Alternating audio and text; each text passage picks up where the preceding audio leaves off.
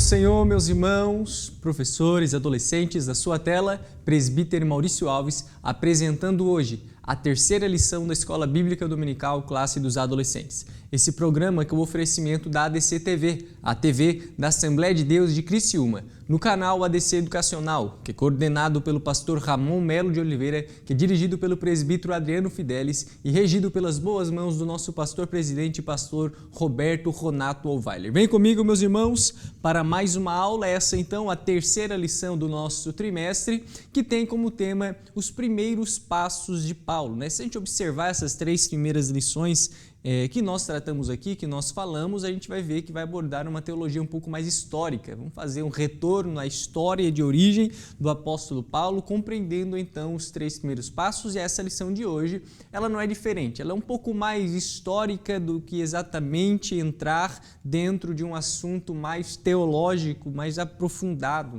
que é uma revisão histórica aos primeiros passos, aquilo que o apóstolo Paulo fez em sua vida, como nós falamos aqui na semana passada a respeito da conversão, e agora a gente continua a história após a conversão do apóstolo Paulo. E isso a gente já vai começar a observar ali em Atos, capítulo de número 9, para quem desejar abrir a sua Bíblia Sagrada, a partir do versículo 19, nós começamos a meditar os primeiros passos do apóstolo Paulo depois da sua conversão. Aqui já havia acontecido a grande visão a caminho de Damasco, ele já se passou para Damasco, ali conheceu Ananias, que vai orar por ele, e ali a gente vai observar toda essa dinâmica.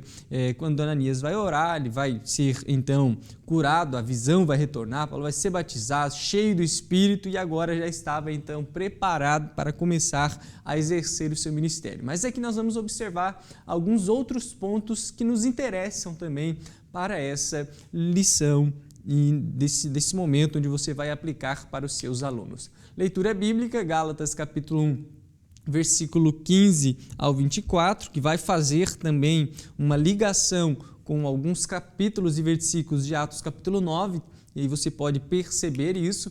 A mensagem, Atos capítulo 11, versículo 25 e 26, depois Barnabé foi até a cidade de Tarso a fim de buscar Saulo, quando o encontrou, e ele o levou para Antioquia. Eles se reuniram durante um ano com a gente daquela igreja e ensinaram muitas coisas. O objetivo dessa lição é apresentar as atividades que Paulo desenvolveu após a sua conversão, conscientizar da renovação do caráter que ocorre naqueles que se convertem e explicar a resistência de alguns judeus à pregação do Evangelho. Vamos descobrir, a vida de Paulo mudou radicalmente depois que ele se encontrou com Jesus. Os primeiros anos de seu ministério foram dedicados ao amadurecimento espiritual e ao ajuste de caráter. Isso foi essencial para que ele pudesse cumprir seu chamado de pregar sobre Jesus para qualquer pessoa, judia ou não judia. Dificuldades surgiram desde o início da trajetória do apóstolo. Isso, porém, não atrapalhou. Ele foi um líder guiado pelo Espírito Santo. Vamos aprender o que aconteceu com Paulo depois que saiu de Damasco. Então, tópico 1, nós começamos a observar e a meditar na trajetória inicial do apóstolo Paulo. Então, após o batismo de Paulo, nós vamos observar até que ele vai começar a ensinar em Damasco depois do seu batismo. Ele vai começar a ensinar em Damasco desde o início ali da sua conversão, e algumas pessoas vão começar a se incomodar com o apóstolo Paulo, porque aquilo que ele ministrava naquele momento era a ministração, a mensagem da cruz, a palavra do Evangelho. Ele vai ministrar que Jesus era o Filho de Deus, e isso, para algumas pessoas, vai começar a incomodar um pouco. O apóstolo Paulo, agora batizado, recém-convertido, vai se direcionar para as sinagogas, e ele começa então a pregoar e a falar que Jesus era o Filho de Deus. No versículo 21 do capítulo 9, a gente vai observar que a reação das pessoas a esse fato, a esse acontecimento, era que eles ficavam atônitos, não conseguindo compreender como é que aquele que perseguia agora estava pregando a mensagem que era levada por aqueles que ele mesmo perseguia. Então, tanto os cristãos quanto também os judeus vão ficar completamente pavorosos e sem compreender nada vendo o apóstolo Paulo falando sobre Jesus nas sinagogas. Era algo que para aquele tempo era inimaginável para os fariseus, para os judeus de uma forma geral e também para os cristãos que tinham um certo pavor pela vida do apóstolo Paulo, que servia ali como um carrasco para eles. Então isso de fato chama a atenção, mas o apóstolo Paulo ele não vai se importar muito com isso, ele vai começar já, sendo que ele já era o fariseu, tinha um grande conhecimento, como nós falamos aqui na última lição, o apóstolo Paulo já tinha desde a sua adolescência, onde ele vai para Jerusalém, aprende aos pés de Gamaliel uma certa vocação para o sagrado, uma vocação espiritual, por isso que nós vemos que ele era tão precoce assim também no seu ministério. E após a sua conversão já tinha um conhecimento bíblico e já imaginava de que forma, por que Cristo era o Messias. Isso vai ser motivo para ele já começar a falar do nome de Jesus. Mas não muda o fato que vai acontecer aquilo que nós vamos falar a partir de agora. Pela ministração do apóstolo Paulo ali em Damasco, os ensinos dele na sinagoga vai começar a incomodar algumas pessoas que vão olhar para ele com um olhar de raiva e já vão querer então a dar um fim no apóstolo Paulo. Até para os fariseus era ruim porque mostrava para os judeus que meu Deus, se o apóstolo Paulo, que era uma referência dentro da religião judaica, acabou se rendendo ao cristianismo, é porque tem algo aí, né? Existe algo dentro dessa seita que deve ser interessante. Então, repara que para os fariseus, pelo menos para os mais radicais, eles vão começar a se incomodar com o apóstolo Paulo também por esses fatores. O que as pessoas vão pensar? E enxergam nisso também um motivo para tentar dar o fim na vida do apóstolo. E aí ele vai ter que escapar de Damasco e as pessoas vão ajudar ele para que ele pudesse então escapar, vão colocar ele dentro de uma cesta, escapar ele num buraco, num espaço que havia dentro da muralha de Damasco para que ele pudesse então sair dali. E a partir daqui então há uma combinação, né, daquilo que acontece na vida do apóstolo. Isso é feito com base em estudos que eles fazem essa combinação então de Gálatas capítulo 1, versículo 15 do 16 ao 18. Se você abrir a sua Bíblia Sagrada aí na sua casa, você vai observar então essa mensagem do apóstolo, que quando ele escreve ao Gálatas, nós conseguimos compreender que ele está falando do tempo após a sua conversão. E aí a gente pode ler: mas quando aprouve a Deus, que desde o ventre de minha mãe me separou e me chamou pela sua graça, ou seja, aqui Paulo já está falando do chamado correto e direcionado por Deus na sua vida, revelar seu Filho em mim, para que o pregasse entre os gentios, não consultei carne nem sangue, e nem tornei a Jerusalém a ter com os que já antes de mim eram apóstolos, mas partir para a Arábia e voltei outra vez a Damasco. Depois, passados 3 anos, fui a Jerusalém para ver a Pedro e fiquei com ele 15 dias. Então nós observamos aqui um caminhar na vida do apóstolo Paulo. Nós vemos que depois desse período em que ele passa em Damasco, em que ele tem que fugir por um cesto, é muito provável então que ele vai se retirar para a Arábia, onde vai passar um tempo lá até sair de lá para voltar a Damasco e posteriormente então, enfim, para Jerusalém, que é em Jerusalém onde ele vai então conhecer os demais apóstolos. Então a gente vê aqui um tempo que é chamado então um tempo de silêncio, os anos ocultos da vida do apóstolo Paulo, em que ele vai se retirar para fazer algo que a Bíblia não especifica exatamente o que é, mas há algumas compreensões de interpretação que nós possamos ou podemos meditar em cima desse tempo de reclusão e de solitude na vida do apóstolo Paulo. Então ele passa esse tempo na Arábia, volta para Damasco, e depois de 3 anos então ele sobe até Jerusalém e ali ele vai conhecer Pedro e vai conhecer também Tiago e vai passar ali um tempo com eles conversando e falando ali, certo? Paulo vai questionar, né? Vai tirar algumas dúvidas, vai conversar com os apóstolos, aqueles que viram Jesus pessoalmente, os discípulos de Jesus, e vai ser um bom tempo naquele lugar. Claro que quando ele chega em Jerusalém, algumas pessoas vão suspeitar dele, e isso realmente para o apóstolo Paulo é um pouco complicado, porque sempre tinha aquele olhar suspeito: esse não era o perseguidor, o que está fazendo aqui em nosso meio, mas o apóstolo Paulo vai vencer todas essas barreiras e vai conseguir também ali exercer o seu ministério. Tanto que se a gente olhar ali no capítulo 11, que nós fizemos já a leitura aqui, você pode retornar um pouco, nós vamos ver que após algumas pessoas rejeitarem o chamado do apóstolo Paulo por causa daquilo que ele havia feito antes da sua conversão, apesar de haver uma reclusão, às vezes até dos próprios discípulos com relação a Paulo, nós vemos que Barnabé vai chamar Paulo para uma missão especial em Antioquia. E Barnabé vai acreditar no potencial, então, de Paulo já no início da sua caminhada e no início do seu ministério, como nós observamos em Atos capítulo 11. Vai chamar Paulo para cumprir uma missão específica e para, então, fazer valer o seu ministério ali no seu início. Então, nós observamos que isso é algo que vai ser maravilhoso na vida do apóstolo. E ele realmente vai para Antioquia, ali se torna, então, um dos maiores polos, uma das maiores igrejas daquele tempo. Então, esses são os primeiros passos do apóstolo Paulo. E aí a gente vai para o capítulo 2, que vai tratar então aqui sobre o amadurecimento espiritual de Paulo. E quando se trata desse assunto, é feito com base no chamado anos de silêncio que nós meditamos aqui, que são aqueles 3 anos em que Paulo passa na Arábia e em Damasco, que pode ser interpretado, e é por muitas pessoas, e nós vamos observar isso na lição, como um tempo de preparo, um tempo de preparação.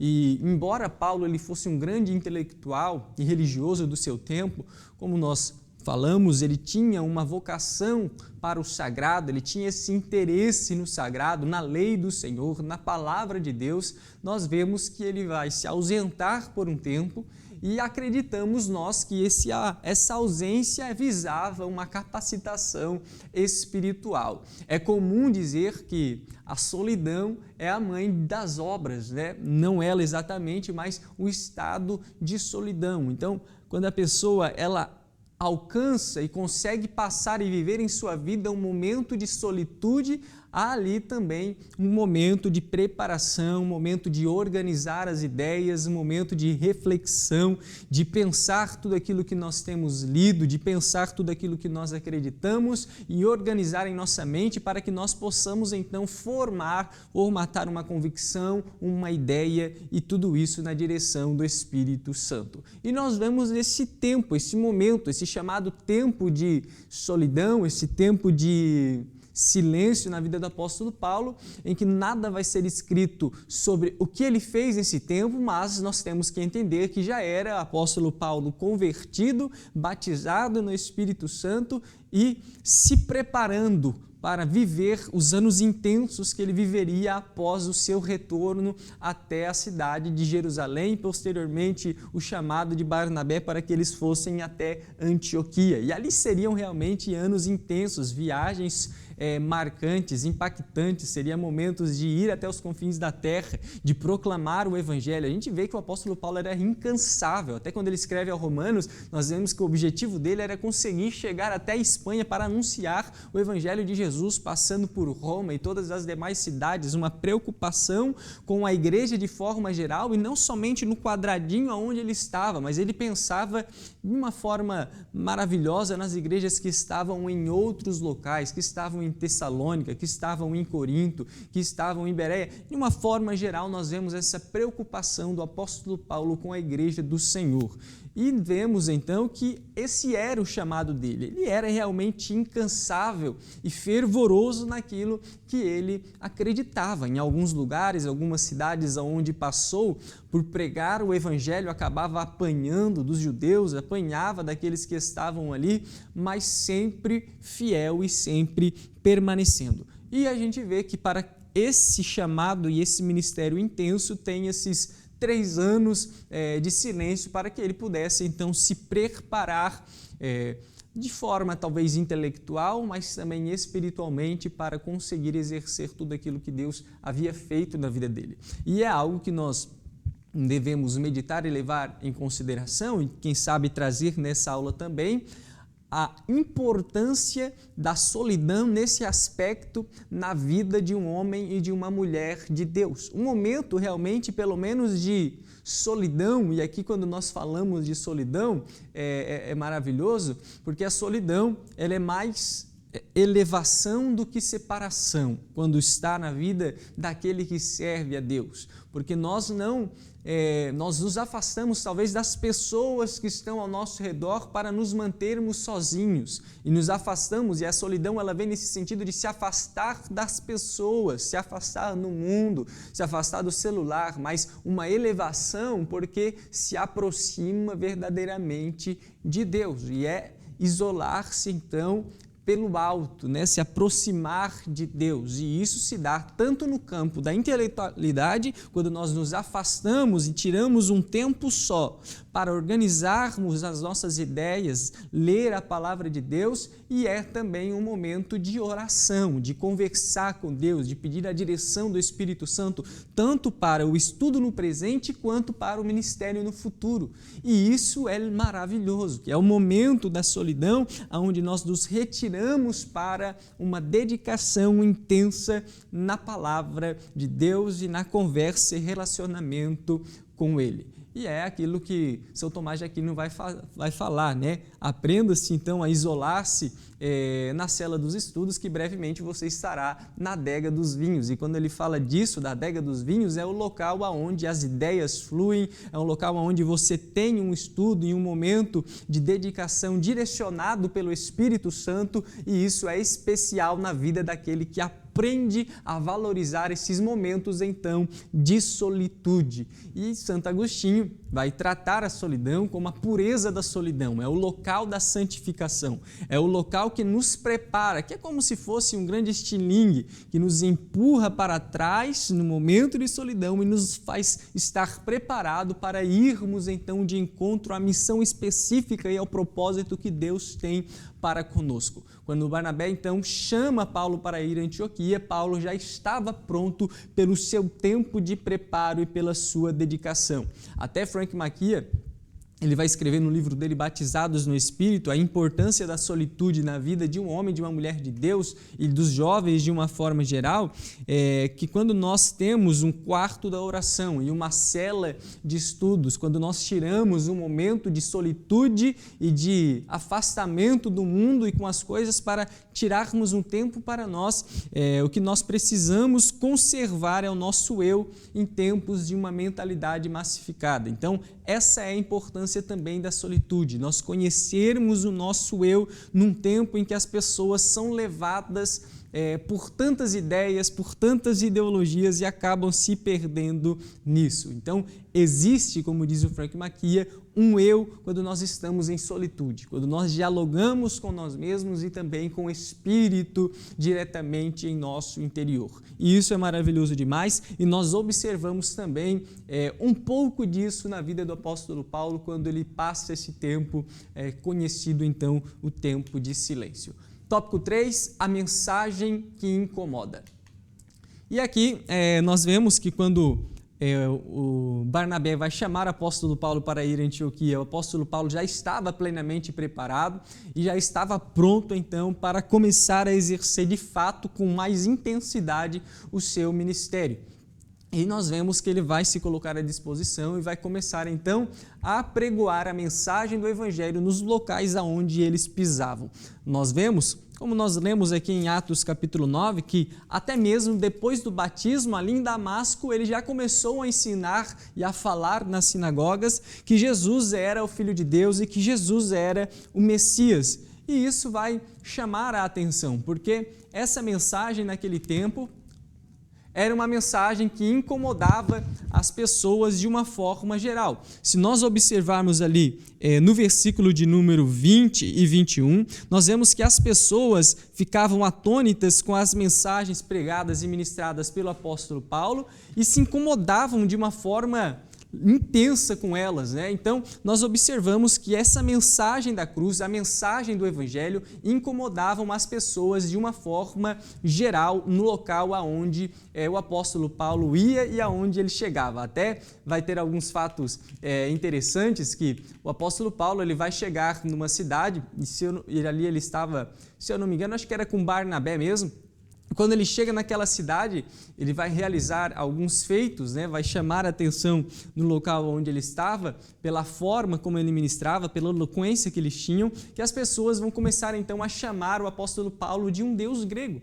E o apóstolo Paulo vai ouvir aquilo ali e ao invés dele se orgulhar e de ficar feliz com os supostos elogios das pessoas que vão começar a vangloriar, tratar eles como deuses naquele ambiente, nós observamos que o apóstolo Paulo vai negar aquela adoração que não deveria ser entregue a ele. E as pessoas vão então ficar enravecidas e furiosas com o apóstolo Paulo e vão começar a bater, vão começar a arrastar eles nas cidades. Alguns lugares eles eram despidos, eram maltratados, mas eles levavam a mensagem do Evangelho. E isso incomodava. Incomodava tanto os judeus daquele tempo, porque não era vantajoso para eles que uma religião como o cristianismo, que eles consideravam uma seita, continuasse crescendo da forma como crescia e falando do nome de Deus, pois para aquele tempo o cristianismo era então uma vertente, apesar que fosse uma seita, mas era uma vertente do judaísmo, então os judeus se incomodavam, os romanos também se incomodavam de uma forma geral, porque eram grupos que se levantavam de uma forma muito organizada e ameaçavam, os romanos também tinham a sua religião, eles tinham deuses romanos que eles acreditavam, então incomodava também os romanos, tanto que nós vemos que alguns imperadores como Nero vão perseguir de uma forma ferrenha a igreja, pois queriam dar uma segurada no crescimento e na ampliação da igreja do Senhor, e também vai incomodar os gregos que tinham também a sua religião, alguns gregos até tinham abertura maior para outras filosofias, mas em muitos casos e em muitas vezes a mensagem de Jesus ela incomodava o Oriente de uma forma geral, ainda mais naquele tempo. E nós vemos que o apóstolo Paulo vai começar a ser perseguido por causa disso. Como nós falamos aqui, aquele que antes perseguia, ele se torna então agora perseguido. Mas não muda o fato que Paulo ele tinha uma eloquência e tinha a direção do Espírito Santo. E enquanto ele ministrava a mensagem do Evangelho, Paulo ganhou muitas almas, fundou muitas igrejas, porém a sua mensagem não agradava a todos. Os judeus ainda aguardavam o Messias, logo não conseguiam crer que Jesus era o Messias. E os apóstolos, os perseguidores do apóstolo Paulo, eles tinham o coração então endurecido para a voz do Espírito. E nós vemos que isso ainda é plenamente possível, endurecer o coração para a voz do Espírito, mesmo sendo o apóstolo Paulo, meus irmãos, imagina naquele tempo, mesmo até quando Pedro ele vai ministrar em Atos capítulo 2, nós observamos que algumas pessoas não vão conseguir compreender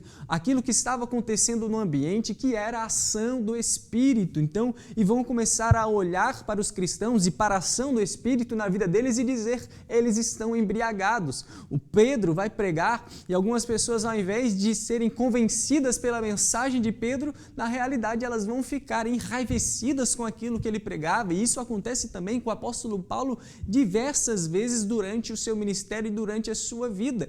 E isso nós estamos falando aqui com Pedro, com Paulo, com dois dos maiores pregadores de toda a história. Jesus, mesmo também sendo cheio do Espírito durante o seu ministério, nós vemos que os judeus não vão conseguir compreender o seu ministério. Os romanos também, que açoitaram Jesus, não vão conseguir compreender o seu ministério, porque senão não teriam açoitado Jesus da forma que foi e simplesmente vão maltratá-lo e levá-lo à cruz, não vão dar ouvidos à sua mensagem. E isso já era marcante desde o primeiro século e também faz parte do tempo em que nós estamos vivendo. A mensagem que nós levamos, a mensagem que nós pregoamos, a mensagem que nós vivemos é uma mensagem que incomoda. Em alguns casos, e principalmente no Ocidente, nesse século em que nós estamos vivendo, talvez ela não venha incomodar no sentido de que a pessoa vai nos perseguir por causa disso, mas em alguns locais tem zombaria, tem indiferença e as pessoas já não se importam mais com uma mensagem plenamente espiritual. E como nós vimos aqui, isso não é algo novo. E isso é algo que já vem de muito tempo, mas não muda o fato que o Senhor está batendo na porta de muitos corações e que nós devemos, como diz em Atos capítulo 2, que a igreja é cheia para isso, o apóstolo Paulo, ele também é cheio do Espírito para isso, ensinar, ir até os confins da terra e falar do Evangelho e do amor de Deus. Em alguns casos, pessoas terão seus corações amolecidos e ali se filtrará a palavra de Deus. Mas em outros casos nós vemos que muitas pessoas ainda endurecem o coração para a voz do Espírito, negando então o Evangelho da cruz e negando o nome de Jesus. Mas isso não parou o apóstolo Paulo. E isso é maravilhoso, porque às vezes eles sacudiu a poeira depois de apanhar em determinada cidade, mas iam para a próxima, iam sendo direcionados pelo Espírito e nada podia parar os primeiros missionários, homens e mulheres de Deus daquele tempo. E nada pode nos parar hoje também. Ainda que nós falamos para muitos e muitos são indiferentes com a mensagem do Evangelho. Alguns até menosprezam, desprezam, porque é uma mensagem que incomoda muitos. Nós não nos calamos, seguimos em frente até chegar o dia do Senhor em que brevemente Ele retornará. E essa visão escatológica, essa visão de reino vindouro nos traz essa preocupação missiológica de continuar falando do nome de Jesus para o máximo de pessoas que nós conseguirem e cumprindo então, como o apóstolo Paulo cumpriu, o nosso chamado nessa terra. Claro que não tem como chegar perto, daquilo que o apóstolo Paulo fez, mas tem como nós pegarmos os bons exemplos e trazermos para as nossas vidas e também trazermos em sala de aula para os nossos alunos e os nossos ouvintes e para a igreja onde nós congregamos.